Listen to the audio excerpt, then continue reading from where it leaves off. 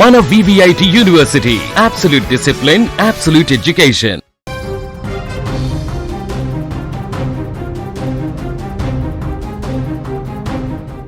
రాజమండ్రిలో వైద్య విద్యార్థిని ప్రియాంక ప్రమాద ఘటనపైన ఏపీ మహిళా కమిషన్ చైర్పర్సన్ ఆవేదన వ్యక్తం చేశారు. ప్రియాంక మృతి బాధాకరమన్నారు. ఇక ఈ ఘటనపైన ఏపీ ప్రభుత్వం సీఎం చంద్రబాబు సీరియస్గా ఉన్నారని, నిందితులను కఠినంగా శిక్షించేందుకు అన్ని చర్యలు తీసుకుంటామన్నారు. ప్రియాంక కుటుంబానికి న్యాయం చేస్తామన్నారు. అయితే ఈ ప్రమాదం పైన కొందరు చేస్తున్న తప్పుడు కథనాలను ఖండించిన ఆమె బాధిత కుటుంబానికి మరింత బాధ కలిగించేలా వ్యవహరించవద్దని విజ్ఞప్తి చేస్తున్న ఏపీ మహిళా కమిషన్ చైర్పర్సన్ రాయపాటి శైలజతో మా సుమన్ టీవీ ప్రతినిధి Kiran face to face. Doctor Priyanka అంత్యక్రియలు అయితే స్వగ్రామంలో ముగిసాయి. అయితే ప్రియాంక కుటుంబ సభ్యులను కలిసేందుకు ఏపీ మహిళా కమిషన్ శైలజ గారు వచ్చారు. వారిని అడిగి అన్ని విషయాలు తెలుసుకుందాం. మేడం, ప్రియాంక ఘటన ఎలా చూడాలి? ఎలా అంటే అది జరగకూడని ఒక ఘటన. ఎవరు కూడా సరదాగా బయటకు వెళ్ళిన మనిషి అలా అయిపోద్దని ఎవరు కూడా ఎక్స్పెక్ట్ చెయ్యం కూడా. సో చాలా బాధాకరం అదైతే ఏదైతే జరిగిందో. సో యాక్చువల్లీ ఫాలోఅప్ చేస్తూనే ఉన్నాము, ఎస్పీతో కూడా మాట్లాడుతున్నాం ఏమైంది ఏంటి. ఎందుకంటే కొన్ని ఛానల్స్లో అది సరైన సెక్షన్స్ పెట్టలేదనో, లేకపోతే డిలే చేస్తున్నారనో, లేకపోతే ఎవరో కాపాడాలని, ఇవన్నీ కూడా అంటే అన్నెసెసరీ ఇన్ఫర్మేషన్, అంటే వాస్తవాలు లేవు దేంట్లో. ఓ పక్క ఫ్యామిలీ బాధలో ఉంది, ఓ పక్క ఇలాంటి అండగా ఉండాల్సింది పోయి ఇలాంటి న్యూస్ అనేది సోషల్ మీడియాలో తిరగటం ఇస్ వెరీ అన్ఫార్చునేట్. సో అన్నీ కూడా మేము ఎప్పటికప్పుడు ఎస్పీ గారితో మాట్లాడుకొని ఏమైంది ఏంటి, టైం లైన్స్, మీకు ఎప్పుడు వచ్చింది కంప్లైంట్, ఎలా చేశారు, ఇవన్నీ కూడా కనుక్కుంటూనే ఉన్నాము. తాగుబోతులు చేసిన సంఘటనకి ఒక మహిళ బలైంది. దీన్ని ఎలా చూడొచ్చు? ఒక డాక్టర్, అదే గ్రామంలో డాక్టర్ సేవలు చేయాలని చెప్పి ఎన్నో ఆశలు ఉన్నాయి, ఆశలన్నీ మొత్తం నిరాశలు అయినాయి. ఎవరైనా సరే ఇలాంటి సిచ్యువేషన్లో ఉండటం ఇస్ వెరీ అన్ఫార్చునేట్ అనే చెప్తున్నాను. తాగినోడికి వాడు ఎలా ఉండాలో ముందు తెలియాలి. రోడ్ ఎక్కి డ్రైవ్ చేసి లేకపోతే థియేటర్కి వెళ్ళి గొడవ పెట్టుకొని అక్కడి నుంచి వాళ్ళ నుంచి పారిపోతూ అంటే పాప అమ్మాయి జస్ట్ ఆ టైంలో అక్కడ ఉండటమే ఇంకా బ్యాడ్.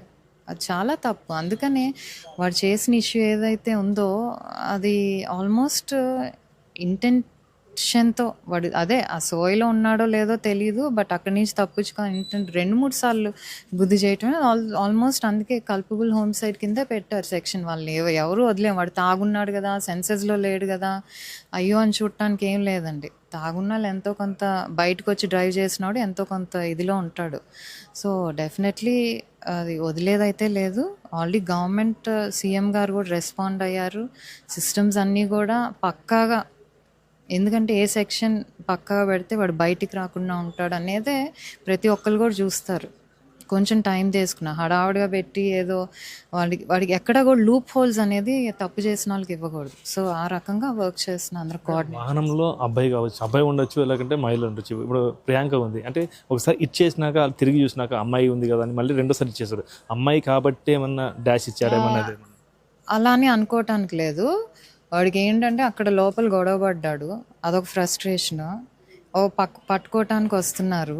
సో వీళ్ళు కొంచెం వెనక్కి తిరిగి చూసేసరికి వాడికి ఏంటంటే ఇంకా మోస్ట్లీ ఆరోగెన్స్ అనే ఉంటుంది. ఇట్స్ నాట్ ఎవరున్నా సరే ఐ థింక్ ఇది చేసే ఉంటాడేమో అంటుంది అంతే. బికాజ్ అలాంటి ఒక ఇదిలో వాడు ఉన్నాడు వాళ్ళిద్దరూ. ఏదైతే అంటే బండి అంటే మనిషి మీదకి ఎక్కించి అంత ఇంటెన్షన్ అలా కలిగిందంటే ఎలా అనుకోవచ్చు? అంటే ఈ మొత్తం తాగుడికి బానిస అయినందుకని అనుకుంటారు. అంటే ఐ థింక్ అంటే మనందరం వీడియో చూసిన దాన్ని బట్టి ఏంటంటే ఎవరైనా కింద పడినప్పుడు తెలుస్తుంది కొంచెం. నిజంగా వాడు మనిషి అయితే అట్లీస్ట్ నా బండి కింద ఎవరో పడ్డారే అని అట్లీస్ట్ కొంచెం ఆగుతాడు. బట్ అదేం లేకుండా వాడు సేవ్ చేసుకోవటానికి అలా పారిపోయి మళ్ళీ ఎక్కడో నంబర్ ప్లేట్ ఇవన్నీ మార్చారు అని కూడా ఎస్పీ గారు చాలా క్లియర్గా ప్రెస్ మీట్లో జరిగిన ఇన్సిడెంట్స్ అన్నీ కూడా చెప్పారు.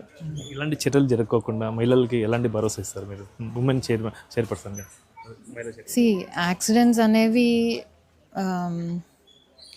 ఇప్పుడు మహిళల కంటే ఏంటండి ఎవరిని కూడా బయటకు రాకూడదని చెప్పలేం కదా. పబ్లిక్లో మనం ఎలాగ ఉండాలి, ఎలా బిహేవ్ చేయాలి అనేది అందరికీ ఒక అవగాహన అంటూ ఉండాలి. అవునా కాదా? ఇప్పుడు అమ్మాయికి ఇలా జరిగింది, ఇప్పుడు అబ్బాయికి జరిగినా అమ్మాయికి జరిగిన ఇద్దరు ప్రాణాలు కోల్పోవటమే కదా. అమ్మాయికి అలా జరిగిందని మిగతా వాళ్ళకి చెప్పి ఇంట్లో కూర్చోబెడతాం. మన ఇంట్లో మనం చెప్పుకోవాలి, రే నువ్వు తాగావు, నువ్వు ఇంట్లో కూర్చో, బయటికి వెళ్ళమాక, మంచిది కాదు. ఇలా మనం చెప్పుకుంటూ ఉండాలి పిల్లలకి. ఐ థింక్ ఒకటి బీటెక్ ఏదో అయిపోయినట్టుంది, మరి రెండో అతని ఏజ్ నాకు తెలీదు.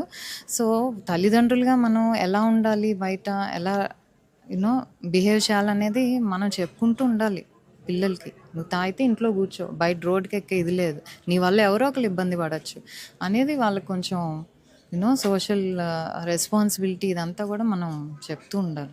మేడం, ఒక మహిళగా మీరు నిందితులకి ఎలాంటి శిక్ష పడితే న్యాయం జరుగుతుంది అనుకోవచ్చు? వాటికి సిస్టమ్స్ ఉన్నాయి, కోర్ట్స్ ఉన్నాయి. ఒక మహిళ మీద చేస్తే వాడిని వెంటనే చెప్తాం. చిన్నపిల్లల మీద అఘాయిత్యాలు చేసినా, మహిళలు రేప్ చేసినా, ఇలాంటిది చేసినా చేయాలి. కానీ మనకు ఇది లేదు కదా, కొన్ని ప్రొసీజర్స్ ఉన్నాయి, అవన్నీ ఫాలో అవ్వాలి. కాబట్టి అవి కరెక్ట్గా జరగాలని మనం ప్రయత్నం చేస్తాం. అది ఫాలో అప్ చేస్తూ ఆ కేసు ఎక్కడి వరకు వెళ్ళింది, ఫాలో అప్ ఏంటి, ఎంతవరకు జరుగుతుంది, సెక్షన్స్ కరెక్ట్గా ఉన్నాయి లేదా అని కంటిన్యూస్గా ఫాలో అప్ చేస్తూ వాళ్ళకి శిక్ష పడేటట్టు చేయగలం. ఏపీ మహిళా చైర్మన్గా కుటుంబ సభ్యులు కలిసి వచ్చారు, వాళ్ళకి ఎలాంటి భరోసా ఇవ్వబోతున్నారు? నేను అదే అంటున్నా, భరోసా అనేది అమ్మాయి ఉంటేనే వాళ్ళకి భరోసా, కానీ ఆ భరోసా మనం ఎవరం కూడా ఇవ్వలేం. బట్ ఏదైతే జరిగిందో అన్యాయం, దానికి వాళ్ళ మాటల్లో న్యాయం కాకపోయినా అట్లీస్ట్ మన వర్షన్లో న్యాయం అనేది, శిక్ష పట్టడం అనేది, దాని వరకు ఖచ్చితంగా చేస్తాము. అది అయ్యే వరకు కూడా చూస్తాము. అలాగే సీఎం గారు ఆల్రెడీ రెస్పాండ్ అయ్యి ఐ థింక్ కొంచెం ఫైనాన్షియల్ ఎయిడ్, ఐ థింక్ 20 లక్షలు కూడా ఎక్స్గ్రేషియా ప్రకటించారు. సో ఎంతవరకు చేయగలం? బికాజ్ ఆ పాపను తిరిగి తీసుకురాలేము, కూతుర్ని తిరిగి ఇవ్వలేము, కానీ సపోర్ట్ సిస్టమ్స్ మేమంతా ఉన్నాం అని ఒక భరోసా అయితే ఇవ్వగలం వాళ్ళకి. ఇలాంటి ఘటనలకు పాల్పడుతున్న నిందితులకి ఉరి శిక్ష వేసే చట్టాలు రావాలని చెప్పేసి ఉమెన్ కమిషన్ చైర్మన్ శైలజ గారు తెలిపారు. ఇది ఒకటి పరిస్థితి. శివప్రసాద్, వికాస్, కిరణ్, సుమన్ టీవీ,